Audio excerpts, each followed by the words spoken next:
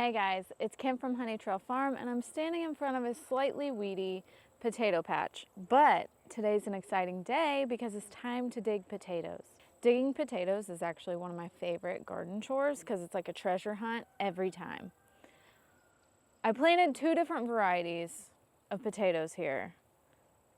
One was Yukon Gold, which is one of my very favorite potatoes, and the other one was Kennebec. And I didn't pay attention to the days to maturity on those varieties, and they're different. So I'm gonna go ahead and harvest the Yukon Gold today, and then I'm gonna let the Kennebec go until the fall frost. Because Kennebec is a late season potato variety, it takes a long time to mature.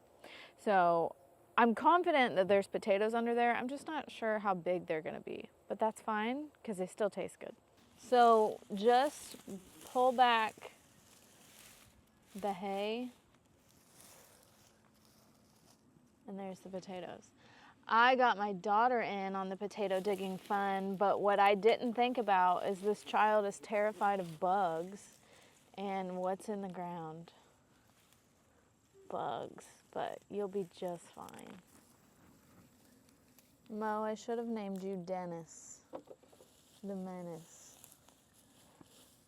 This is my first year planting into hay mulch, and this is how I'm going to grow potatoes forever.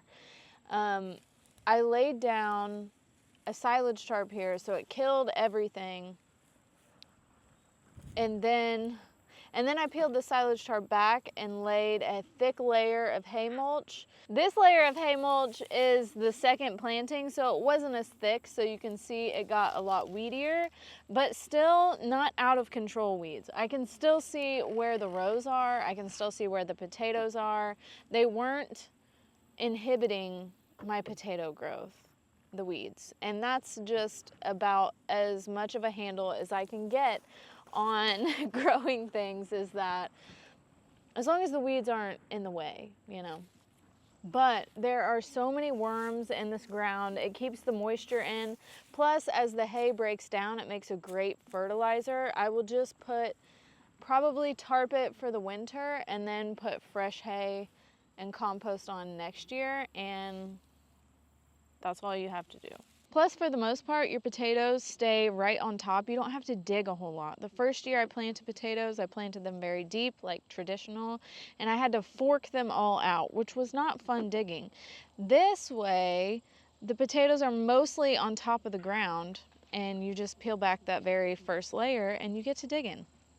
So traditionally, you plant your potatoes in what, like March, April, May? So springtime you're planting potatoes.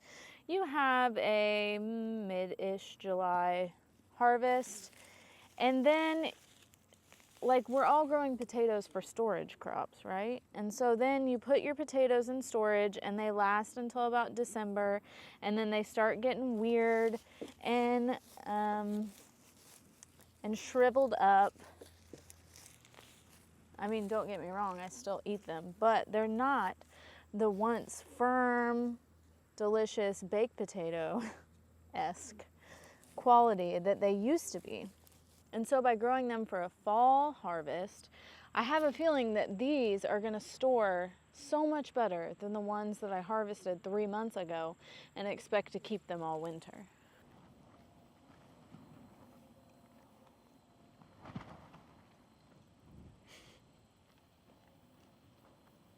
Plus, in terms of survival food or, you know, storing things for wintertime, I didn't have to do anything to these besides plant them and harvest them. There's no canning, there's no fussing about storage. Typically, I let the tops die back a lot so that the skin gets tougher.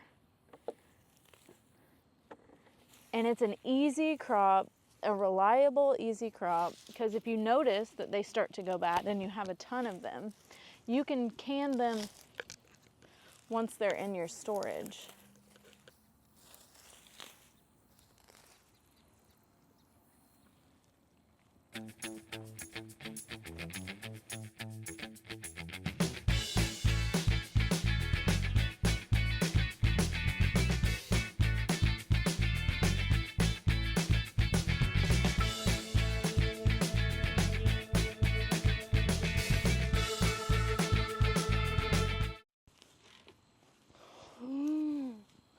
Jackpot. A lot of them are smaller, just as I suspected. Like a good medium sized, and then smaller than that. But there's more potatoes in here than I expected, which I always try to set my bar low as to not be disappointed. That's just a fact for life. But so far, I'm very happy in my decision to throw a second round of potatoes in the ground, because if I didn't, I would have no potatoes right now.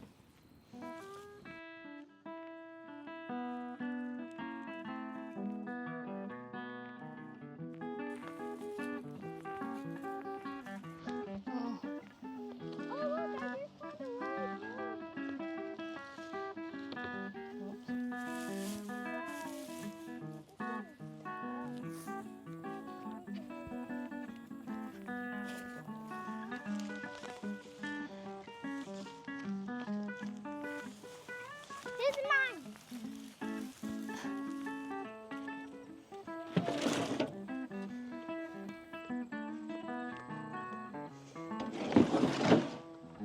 Smile. We successfully harvested half of the potato plot. All right.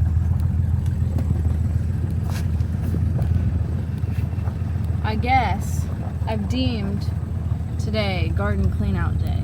Obviously, I'm not gonna get 100% done, but when the motivation strikes, you gotta go with it. So I dug half the potatoes that were ready, and now my kids ditched me and I'm going down to pick outside peppers. I have probably 100 pounds of peppers inside the high tunnel, but today's hot and tomorrow's cool, so I figure I'll do it tomorrow on the inside and I'll work on the outside today. I just drove by the melon patch though, and most of the melons are done. 99% of the melons are over with, but I still have a few in here hanging on that I bet are ready. Oh, this one's rotten. Gross. And this is the smaller one. I picked a huge one that, of course, I wasn't filming when I picked it. But these are one of my very favorite watermelons. It's called Orange Glow. Normally, they're big, like I said, but we've had a drought this year, which affected the melon size, but they're still just as tasty. Look. This one's a weird one. They are orange fleshed watermelons, and they're super sweet and honestly a little bit tropical tasting. They don't taste like your typical red watermelon, and they're delicious.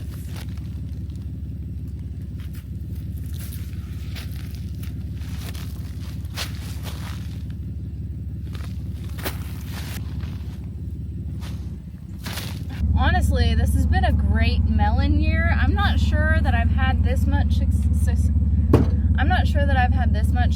In growing watermelons in years past, and I definitely neglected them. But I dropped this one, this tiny little baby one, while I was coming in.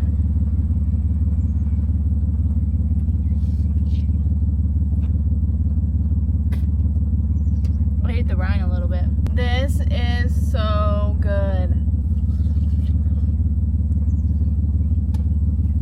And I'm gonna eat the whole thing while I'm out here. Don't mind if I do. It's a little break time treat. Except I have no knife.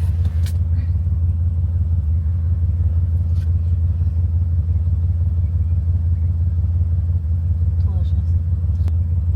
I was eating this, and there was an ant crawling in the middle of it. Now I'm concerned, hopefully it just came off of my body, but now I'm concerned that I just ate a bunch of ants. But it's too late. I already ate them. A little extra protein. I'm not gonna lie. I have neglected my outside pepper space just because I have tons of peppers inside. This was just kind of overflow. And so I don't really remember everything that I've planted here. but I know that the majority of them are hot. First things first though, I'm gonna use my new basket. You guys, I weaved this myself, and now I'm the kind of person that when I find something I like to do, I want to do it until I'm sick of it, you know?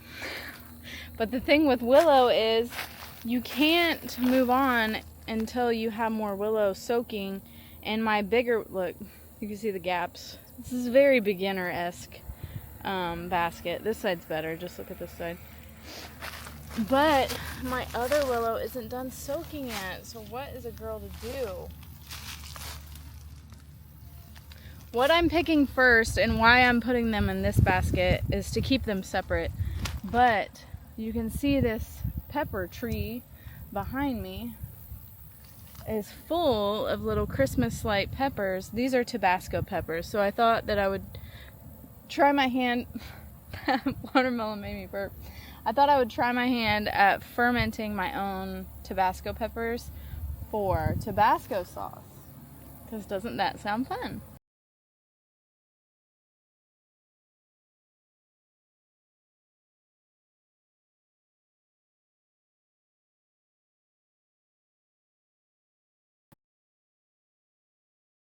This is a pepper that I got the seeds in a seed swap. It was just called Black Cobra. And I did little to no research, only just to figure out if it was hot or sweet. And it's definitely a hot pepper. It's a chili. But the fun thing is the foliage is fuzzy. First, it has these black peppers. Obviously, the more in the sun it is, the more black, like this side was side up. So that's the immature, and then it ripens to red. Now, I haven't tasted it. I'm never going to. I'm just going to mix it in whatever hot pepper recipe that I'm going to use. But just for vanity, just for like fun, I'm definitely saving the seeds of this. Like the stem is furry. It's like velvet, and all the foliage is fuzzy. Honestly, this would be a pretty landscape plant. But what I'm doing is I'm just gleaning all the peppers off of all of my plants. So whether they're ripe or unripe, they're coming off and I'm putting them together. I will probably honestly make, here's the things on my to-do list for peppers for the end of the year. I think that I'm going to dehydrate a lot and grind them down into powder. I'll do both a sweet and hot version so that I can add some pepper flavor through the winter. Every year I make hot pepper jelly, which never turns out to be a jelly. It's more of a syrup because I never measure the pectin right. But it's delicious. One of the staples of my pantry. That's one of the items that if I didn't have it, we would all miss it. It's great added to your cheese dip. So I have a video that I posted a month or so ago about homemade cheese dip, and I will leave it plain for the kids, but I will add hot pepper jelly or syrup in the adults, and it's delicious. We put it on omelets, scrambled eggs, on chicken. Delicious. It also calls for like literal pounds of sugar, so if that's not your jam, you probably won't like my jam, but it's worth the sugar intake because it's delicious. And then I will dice up all of the sweet peppers that I'm gonna pick, and I will freeze them, and I use those all winter long. I throw them in soups, chili, even like if I'm making omelets, I will put frozen peppers in my omelet, you know, heat them up, and they're great that way. And like I mentioned earlier, I'm gonna do a couple different variations of fermented hot sauce.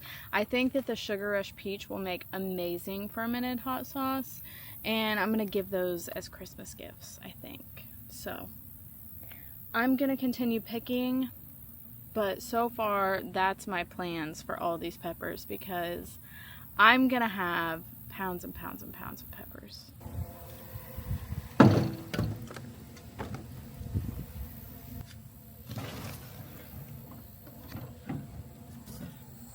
I have officially finished scavenging all the peppers off of my outdoor pepper plants, trying to keep them separate into groups so that I don't have a painful surprise later. But this is only about a quarter of the plants-ish that I have inside the high tunnel. So I'm gonna have a very busy next few days putting all these away.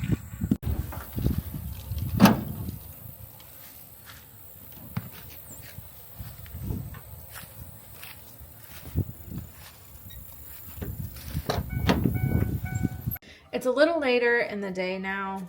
I brought my important peppers that need to be dealt with ASAP in here, and then I put the rest in the cold room to deal with throughout the week. Obviously, as you can see, I've got more on my plate. Look at these. We found so many giant puffballs today. And you think the ones on my table, you think this is it? This ain't it. A whole tote full of puffballs, which is super exciting for a mushroom lover like me. These are actually super delicious. They're honestly kind of meaty in flavor. I know that sounds weird, but when I dice them, or when I slice them and I pan fried them and breaded them, biting into it, it honestly tastes like meat. And then yesterday I fried some up that we found yesterday, a couple. I did like onions and peppers and mushrooms with a hamburger, and it was so good. But you might be asking yourself, what am I gonna do with all these mushrooms? I will slice them up and I will dehydrate some to reconstitute later. And then the other half, I will go ahead and halfway pan fry. So just in a hot skillet with some butter, and I'll cook it down like about halfway cooked, and I'll freeze it and vacuum seal it, and then I'll put it in the freezer, and then all winter long I can pull them out of the freezer and have fresh organic mushrooms. And these honestly, like, listen to the acoustics in here, can you? Like, I could use this as a drum. Anyway, as you can see, I've got my work cut out for me, so I am gonna get going and stop hitting these like drums. But thank you guys for hanging out with me today. Until next time.